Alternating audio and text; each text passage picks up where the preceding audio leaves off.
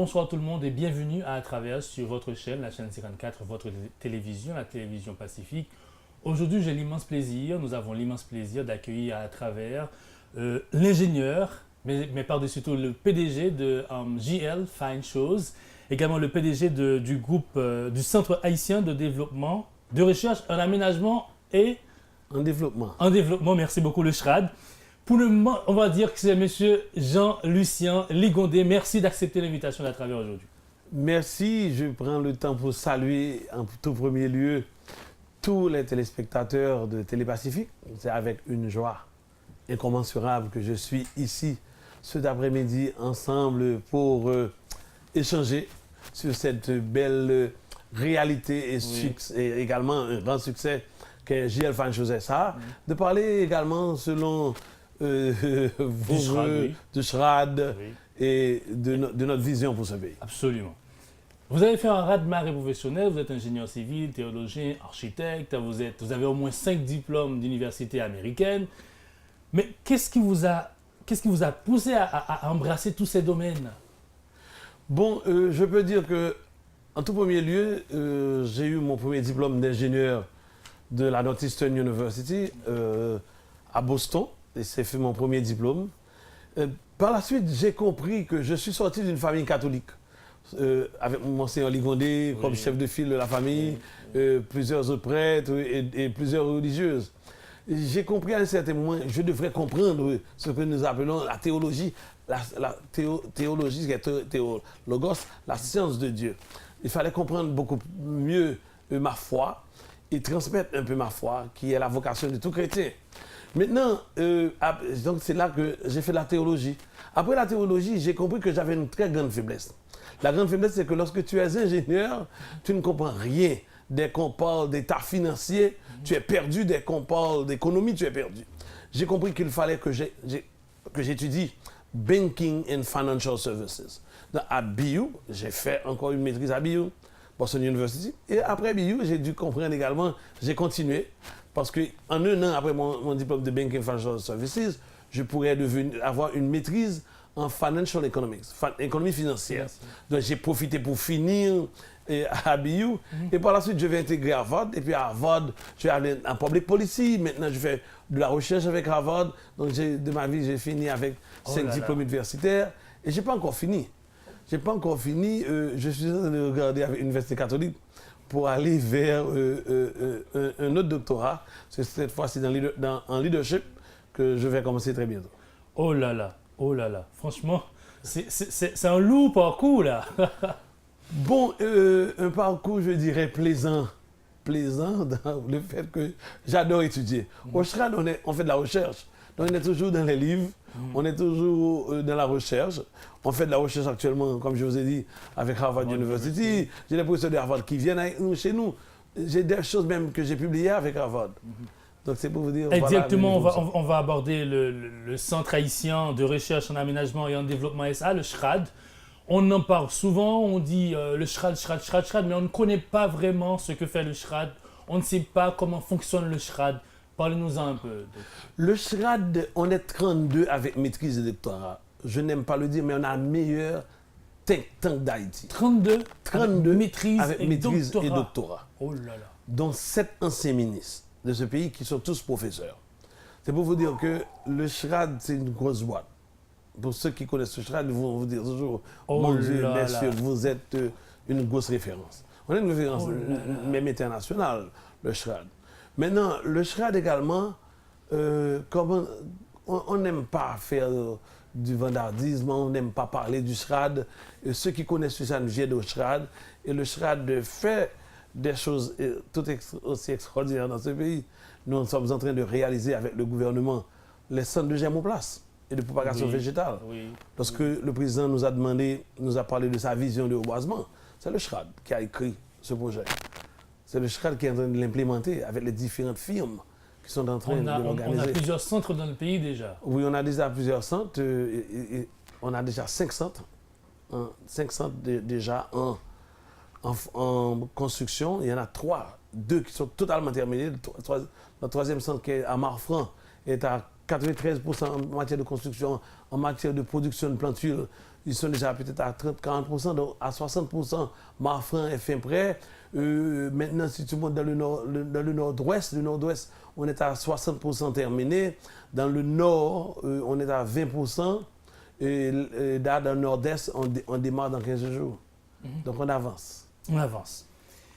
Mais il n'y a pas que le SRAD, parce que moi, ce qui m'a touché avant, alors j'ai compris après, à partir de mes recherches, que vous êtes le PDG du SRAD aussi, Oui. mais ce qui m'a surtout touché avant, c'était le JL Fine Shoes, voilà, SA.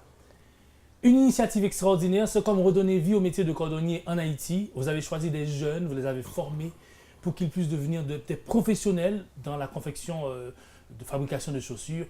Parlez-nous de cette expérience. Qu'est-ce que vous a conduit vers ça? Qu'est-ce que vous a inspiré à aller vers ce métier? GL Fine Shoes, comme notre vice-président du conseil d'administration, Denis Albert, aime surtout dire, il aime dire que GL Fine Shoes, c'est la vision d'un entrepreneur qui aime son pays. C'est la foi d'un entrepreneur qui aime la jeunesse de ce pays. Et qui la foi en ce pays également. Pourquoi? On devrait démarrer GL Fine Shoes. Lorsqu'on devrait démarrer GL Fine Shoes, tous les signaux de ce pays étaient au rouge. On allait vers la transition. C'est en 2015, là. À la fin du mandat du président Martelly, on savait, de par ma formation, je savais que le pays allait traverser une période difficile et que ce pays allait vraiment rentrer dans un trou et ça, ressortir du trou. Quand les Haïtiens, on a cette capacité. On a cette capacité à relancer, à rebondir. On a cette capacité à rebondir. Mais quand même, je savais qu'on allait passer par une grande crise. Et j'avais même dit à la radio, à la télévision, n'allez pas vers la transition. Maintenant, GL Fine Shoes, j'ai fait un projet à Cité Soleil. Il y avait environ 80 jeunes qui travaillaient pour moi. Je voyais ces jeunes passionnés. Ils étaient toujours au chantier. 6 heures du matin. Le soir, ils ne voulaient pas rentrer chez eux. Wow. Devant cette passion, j'ai dit, mais ce qu'on disait toujours du Cité Soleil n'est pas vrai.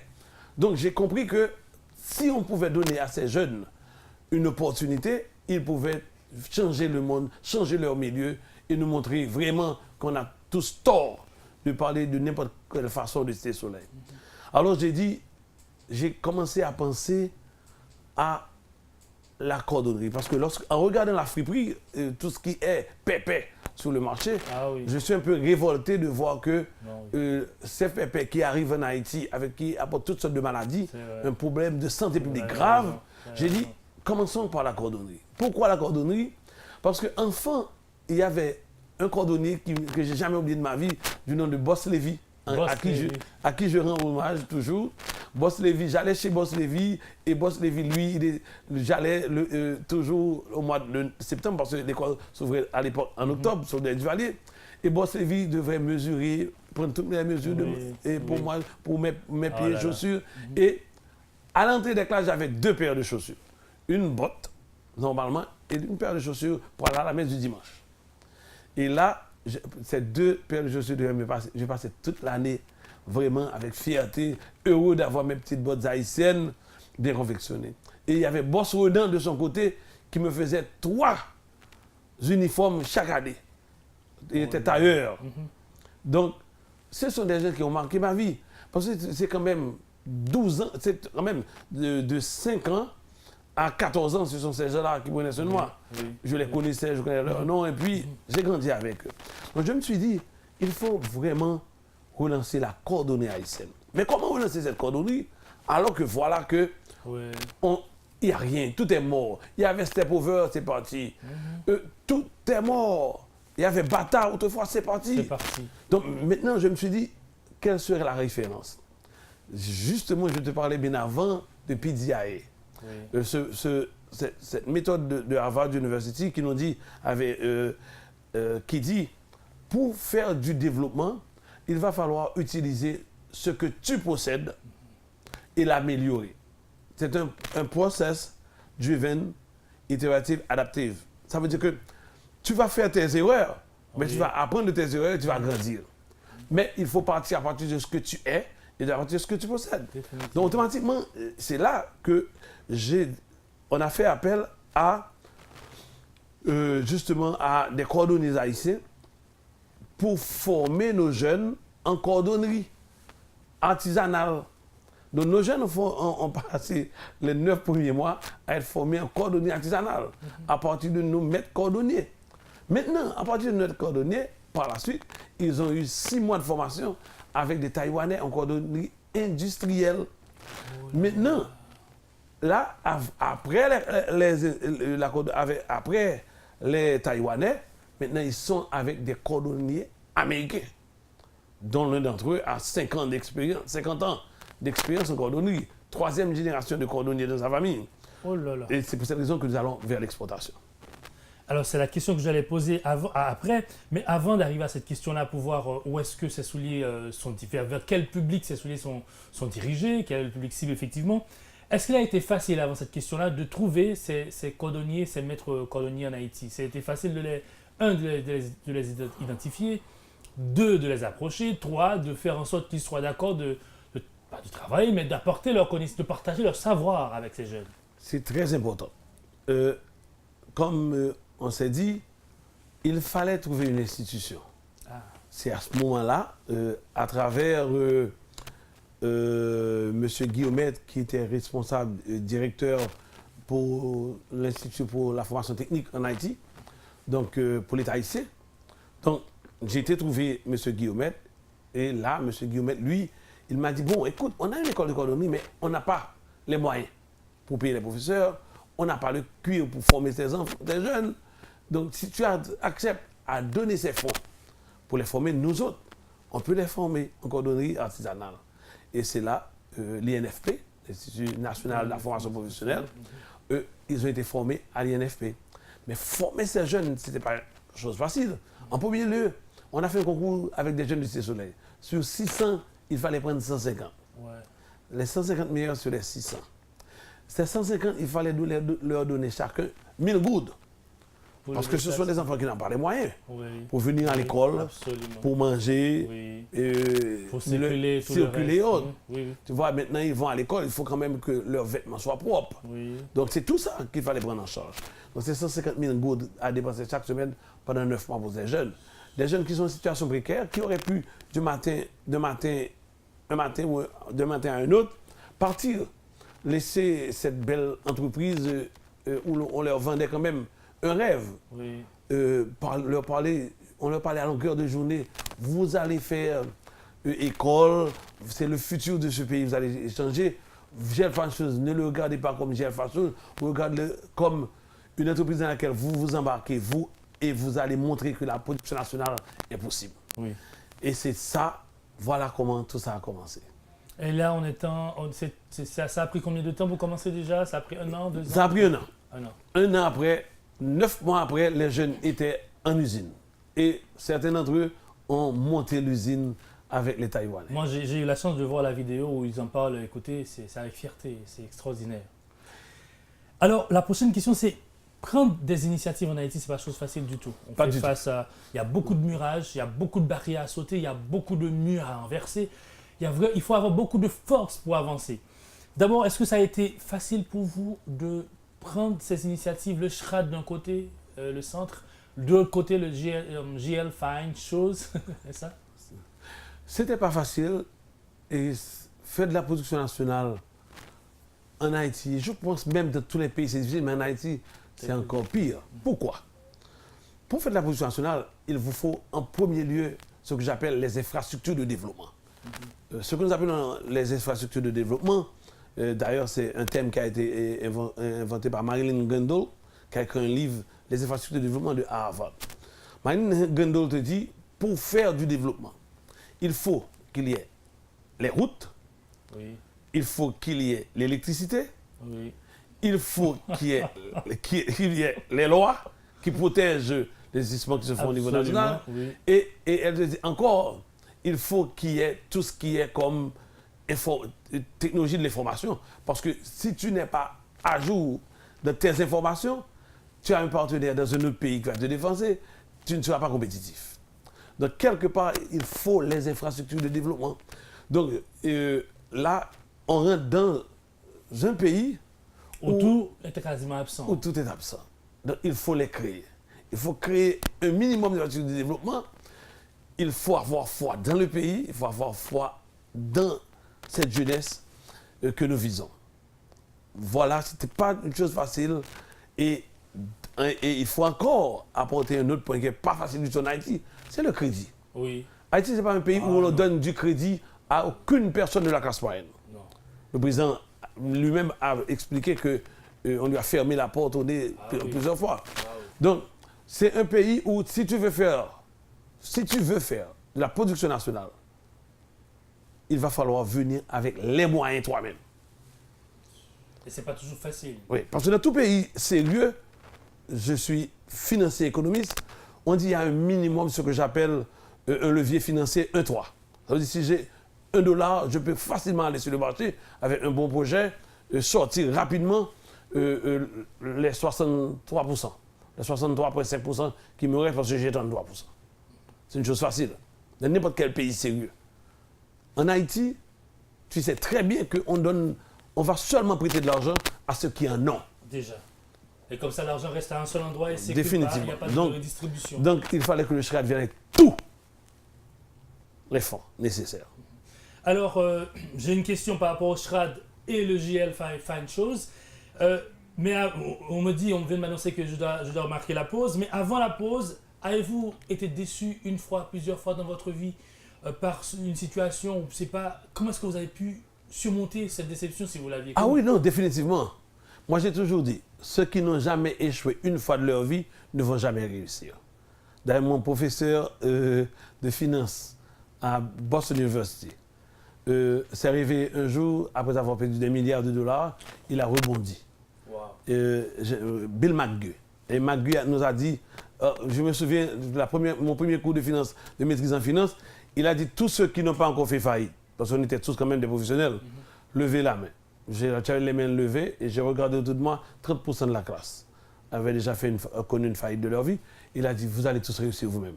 Les autres, welcome. Vous n'êtes pas encore sur le bon chemin. Oh là là. Alors, quel rapport y a-t-il entre le JL Fine Chose et le SRAD? Le SRAD est le père de JL Fine Chose. Les fonds de JL Fine Chose sont sortis du SRAD.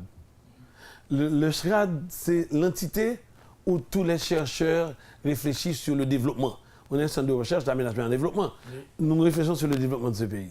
Par exemple, d'ici 2 mois, nous allons lancer une grosse ferme dans ce pays. Avec une université américaine, Texas University, spécifiquement un des professeurs, Dr. Scaria, Manny Scaria. C'est comme une façon de dire que le SRAD n'est pas que théorique. On fait des recherches à un niveau théorique, mais on atterrit très pratique. Très pratique, voilà. Monsieur Ligondé, c'est le temps de marquer la pause. À travers une courte pause, on va revenir tout de suite après.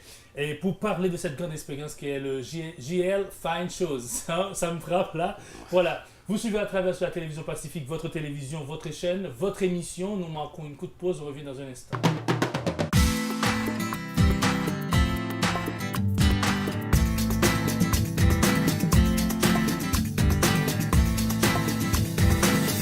Vous suivez à travers sur la télévision Pacifique, votre télévision, vous avez fait le bon choix. Aujourd'hui, nous avons le grand plaisir d'avoir en studio avec nous le docteur, parce que vous êtes docteur en finance, c'est bien ça? En public policy. En public policy. Mais bien que c'est parce qu'elle est important pour moi, je te dis, mon titre d'ingénieur me suffit amplement. Oui. Entrepreneur, architecte, théologien, c'est un raz-de-marée de domaine.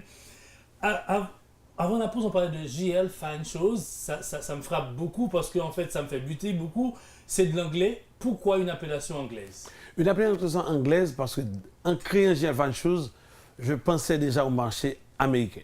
Plusieurs raisons. J'ai eu mes 4 diplômes de base aux États-Unis d'Amérique. Je connais un peu ce marché. J'ai un réseau dans ce marché. En deuxième lieu, on a toujours une théorie à Harvard d'Annie Roddick qui dit croissance égale exportation. Quelle que soit l'entreprise sérieuse que vous montez, si cette entreprise ne pense pas à l'exportation, à la pénétration d'un autre marché, cette entreprise est appelée à mourir, à disparaître. Donc, de ce fait, En 15 jours, je savais déjà que le marché haïtien est un marché important pour moi, c'est chez moi. Je dois quand même permettre à ces enfants de vivre en toute dignité, enlever les pépins sur le marché. Mais en second lieu, il y a un marché de 16 milliards de paires de chaussures qui est tout proche de moi, qui est les États-Unis.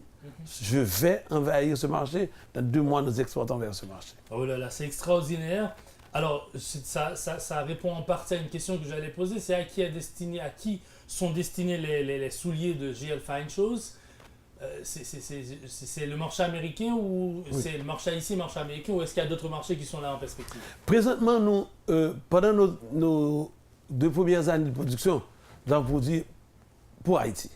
Que ce soit pour les enfants qui vont à l'école, que ce soit pour les jeunes dames, nous avons sorti des collections. Moi, personnellement, tous les samedis et les dimanches, je porte des tennis JL Fan Shoes. Et JL Fan Shoes, on a ciblé notre premier marché. Il fallait, le bébé devrait marcher et commencer à faire ses pas chez lui. Oui, maintenant, et en même temps, on savait qu'il fallait rentrer sur le marché américain. Et là, ce sont des Américains qui sont à l'usine maintenant, qui gèrent l'usine. Ce sont des Américains qui ont 50 ans d'expérience, qui connaissent les normes américaines. Parce qu'il fallait maintenant produire avec les normes américaines pour pénétrer le marché américain. Et donc, là, ce sont eux maintenant qui utilisent notre usine avec nos jeunes de Cité Soleil. Moi, je suis fier de voir maintenant tous mes superviseurs sont des jeunes de Cité Soleil.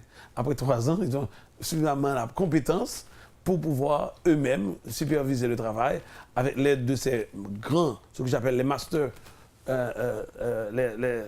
les master shoemakers, c'est-à-dire ces spécialistes en souliers, en cordonnerie des États-Unis, qui les forment maintenant, qui leur transmet maintenant un savoir-faire spécialisé. Et ça me fait penser à cette fameuse phrase, ce slogan de bataille de Barack Obama lors de son lancement, là, Yes we can, c'est comme ces jeunes peuvent dire vrai. Yes we can. Yes we can. Et on peut le faire. Oui. Une autre question, c'est que vous avez dit que c'est une loi de finances, c'est fondamental en termes de production. On ne peut pas produire et ne pas viser l'exportation, il faut produire pour exporter. Définitivement. Alors, et pour ceux qui se sont investis dans l'importation particulièrement, qui se disent carrément, écoutez, nous importons seulement. Bon, comme j'ai dit dans mon dernier vidéo, qui a quand même fait boule de neige, qui a voyagé presque sur tous les 5 continents, j'ai reçu des appels de partout. On ne peut pas faire du développement en achetant vers les marchés extérieurs et vendre sur notre marché. Chaque personne qui le fait est en train de détruire les potentialités de ce pays. Lorsque vous allez faire ce que j'appelle acheter ou vendre, c'est un choix simple. On peut coucher la caille moi, ou me mettre la caille moi là, me prendre téléphone, me l'on blanc que me connais, et puis me vendre ni, me vendre. J'aurais pu faire 3 fois plus d'argent que j'ai investi dans les organisations dans un an. J'ai le savoir-faire. N'oublie pas, tu fais une maîtrise en finance, économie financière, une maîtrise en banking, je suis très sophistiqué. Donc j'aurais pu faire ça mieux que la majorité d'entre eux, mon cher. Mais c'est un choix. Aller faire du développement de la production nationale est un choix de cœur, un choix d'une personne qui aime son pays. Et c'est là que je comprends les difficultés de ceux qui le font. Parce que c'est un choix quand même. Tu es en face d'une situation facile, la route facile, la route difficile. Prendre la route difficile, ce n'est pas une chose facile. Non. Tu vois, parce que tu as le choix. Maintenant, moi j'invite tout le monde à se ressaisir. Car si tu ne le fais pas, tu vas finir par le payer. Moi je dis à tous mes amis, ça ne pourra plus continuer. Il y a un moment que ça arrivera, ton environnement sera malsain et tu comprendras que tu faisais partie de ceux qui ont détruit ce pays. Ce n'est pas le gouvernement qui détruit le pays, c'est le secteur privé et le gouvernement. De ce fait, parce qu'on est tous des leaders, c'est pour cette raison encore, j'aime tellement dire que dans le choix et les choix que nous avons à faire, il ne faut pas se regarder seul dans le miroir. Si tu te regardes seul dans le miroir, tu dis « je suis beau, j'ai réussi », tu fais fausse route. Il faut regarder derrière soi. Il faut regarder tout ton environnement, car la réussite ne peut pas être personnelle, elle doit être collective. Si la réussite est personnelle, tu as échoué comme tout le monde. Parce que on n'est pas citoyen seul, on est citoyen dans un environnement, dans un monde. C'est extraordinaire. Ça va faire 3 ans que vous êtes, que GL Fine Shows, le mot me vient facilement maintenant, l'appellation me vient facilement maintenant. J'ai intégré GL Fine Shows. Cela fait 3 ans qu'on est sur le marché. Vous produisez combien de paires de chaussures par jour Nous produisons maintenant 700 paires par jour, avec, comme j'ai dit, une capacité de production en un chiffre de 1200, pour arriver avec 2 chiffres. Maintenant que le président a pris cette loi, on peut aller jusqu'à 2400 par jour. Maintenant, pourquoi est-ce qu'on fait seulement 700? C'est un process. C'est un process. Qu'est-ce qui se passe? Nos jeunes, quand même, ils n'arrivent pas encore à faire les 1200 comme font les enfants. Les enfants, les jeunes chinois. Je le comprends et je l'accepte. Maintenant, avec les Américains, qui eux-mêmes avaient même leurs usines en Chine, les Américains sont en train de les motiver, de les pousser pour faire 1200, comme tous les Chinois. Les Américains leur disent clairement, nous voulons que vous êtes même plus intelligents que les petits Chinois. Nous avons passé 10 ans en Chine avec eux. Vous pouvez faire les 1200. Maintenant, il y a toute une motivation derrière tout ça. Il faut comprendre que lorsque j'ai commencé, et parfois je me frotte la main, j'ai dit aux Américains, je suis parfois responsable un peu du fait qu'ils prennent du temps. Mais je dois les faire féliciter. Les Américains ont pris l'usine depuis 4 mois, ils sont passés de 500 à 700 par jour. Ça veut dire qu'il y a une grosse progression. Absolument. Une grosse progression, on parle plus de 40% de progression. Donc ces enfants, quand même, démontrent leur talent et leur capacité. Et ils peuvent le faire. Moi, j'ai dit que nous avons dans notre gène, en tant qu'Haïtiens, la formule donnée depuis le ciel pour réussir. Oh, non, c'est clair. On a fait cette révolution, n'a pas été donnée. On a été premier de la Caraïbe, Haïti, Pearl des Antilles. Ça n'a pas été un cadeau. Franchement, non. Et un premier restera toujours premier. Il peut descendre à un certain moment. Oui. Mais c'est dans ses gènes. C'est dans ces gènes. Nous étions premiers, on redeviendra premier. Moi, j'attends dans 5 ans de voir cette belle Haïti. Et je crois, je verrai Haïti, la belle Haïti dans 5 ans. J'y crois. Et je travaille pour ça. Et tous mes collaborateurs et collaboratrices au TRAD, nous travaillons pour le voir. On le verra. Alors, la question que j'allais vous poser, vous utilisez tout justement le mot, c'est vous avez combien de collaborateurs à GL Fine Shows? À GL Fine Shows, nous sommes 180. 150 jeunes cordonniers. Comme j'ai dit toujours à tout le monde, à GL Fine Shows, nous n'avons pas d'ouvriers, comme les gens peuvent le penser. On a de jeunes cordonniers. Moi, je suis fier de les appeler mes jeunes cordonniers. D'ailleurs, ils touchent plus que 450 gouttes. Ils ne touchent pas 300 ou 350 gouttes par jour. Ils touchent 450 gouttes. Donc, là, pour moi, ce sont des jeunes avec qui on fait chemin. On fait route ensemble. Ce sont des jeunes avec qui on va partager. Dès que Velvacho sera productif, j'ai dit 30% de tout ce que nous avons comme profit va revenir à ces jeunes. 30%. 30%. Alors, cela va revenir en termes de salaire, en termes de... En termes de bonus. De bonus. Supplémentaire. En termes de bonus supplémentaire. 30%. Parce qu'il faut partager son avoir. C'est encore une théorie que j'ai développée. Pour développer Haïti, il faut partager son avoir, son savoir et son savoir-faire. Alors, l'espoir disparaît dans les quartiers de la pensée de nos jeunes Haïtiens, je peux dire de mes frères, de mes sœurs haïtiens, haïtiennes. À celles-là et à ceux-là qui regardent maintenant à travers et qui se disent écoutez, je comprends, vous avez pris l'initiative, il y a GL Fine Shows, il y a le CHAD, mais nous autres, quelque part, on ne voit pas quoi faire, on ne sait pas quoi faire, on ne sait pas quelle porte frapper. Qu'est-ce que vous leur dites à ces jeunes? En premier lieu, je dis aux jeunes, il faut persister. Il n'y a pas de réussite facile. Enfant, mon papa me disait toujours, il faut prendre l'escalier. Il ne faut pas jamais prendre l'élévateur. Il faut prendre l'escalier. C'est le chemin, chaque pas gagné est un défi surmonté. Et je crois personnellement que les jeunes doivent maintenant comprendre que la vie n'est pas facile. Je viens de recevoir à mon bureau 2 jeunes qui sont sortis de l'Université de Notre-Dame en agronomie. Un a terminé depuis 3 ans et jamais personne ne lui a offert une opportunité. L'autre a terminé il y a seulement 5 mois. Et les 2 sont venus à ma porte et me dire Monsieur Dikondi, on est là, on aimerait avoir de l'emploi. J'ai dit je n'ai pas d'emploi pour vous.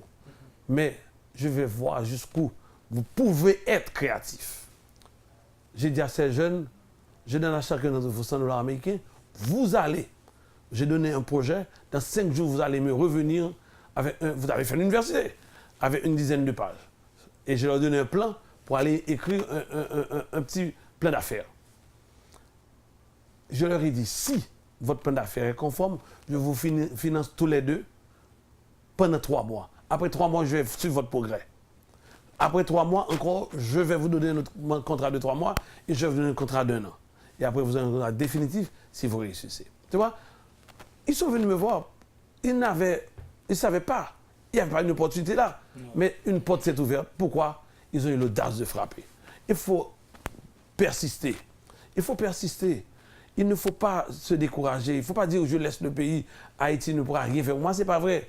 Moi, ma vie n'a jamais été un cadeau. Et tout dire à tout le monde, il y a eu des bénédictions, mais également beaucoup de sacrifices, beaucoup d'études, beaucoup de sacrifices. Je me suis cogné, je suis tombé plusieurs fois, mais j'ai dû me relever. Ça, comme on dit toujours dans ma famille, tomber est humain, se relever est divin. Donc je crois qu'il faut se relever. Et à chaque fois qu'on se relève, on apprend, on a des carrures plus fortes, on apprend de ses erreurs, et puis jusqu'à ce que, à ce moment-là, tu encore deviens plus fort pour pouvoir porter les autres sur tes épaules. Vous êtes, ils sont 150 qui ont été formés, qui ont suivi les formations avec les maîtres cordonniers haïtiens, taïwanais, et maintenant ils sont guidés par les Américains. Est-ce que vous comptez faire entrer une nouvelle cohorte de jeunes d'autres quartiers? Définitivement. Dans 3 mois, il me faut former au moins 150 jeunes. Je lance encore en formation 150 autres jeunes. Pourquoi? Parce que le plan des Américains qui sont venus me rejoindre, c'est d'avoir 1000 jeunes cordonniers en Haïti. Dans 3 ans. Pour avoir les 1000 dans 3 ans, il faut immédiatement former une autre génération de 150 et l'année prochaine former au moins 400 à 500, 600. Parce que le marché américain que nous pénétrons n'est pas une chose facile. Non. Parce que premièrement, les magasins actuellement, on est en train de préparer nos premiers, ce qu'on appelle de samples. Yes. Les premiers... tout ce qui fait côté image, oui. C'est ça. Et pour les magasins américains. Oui. La bonne chose, on a négocié qu'en dessous, ça va être GL, mais lorsque vous allez prendre des soudés, vous allez les regarder. C'est la marque américaine qui est là, DSW. Tu vois, c'est une marque américaine qui va apparaître, mais en dessous, vous allez voir GL Fine Shoes Haïti. Oh, donc, yes. On a négocié quand même tout ça. Mais maintenant, la bonne chose également, c'est que nous pénétrons un marché normalisé.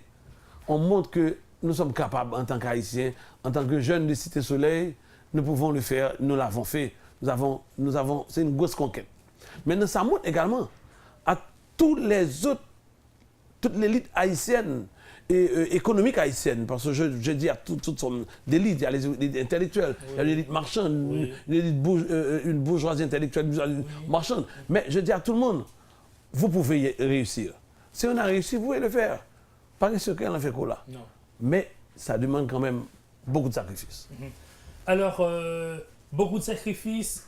Quelqu'un qui regarde à travers, qui est intéressé à GL Fine Shoes, soit peut-être, je ne sais pas, vous en produisez 700 souliers par jour aujourd'hui, mais ça va augmenter.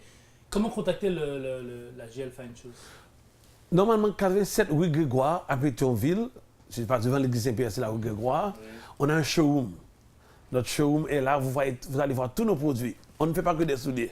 On fait des valises pour femmes également.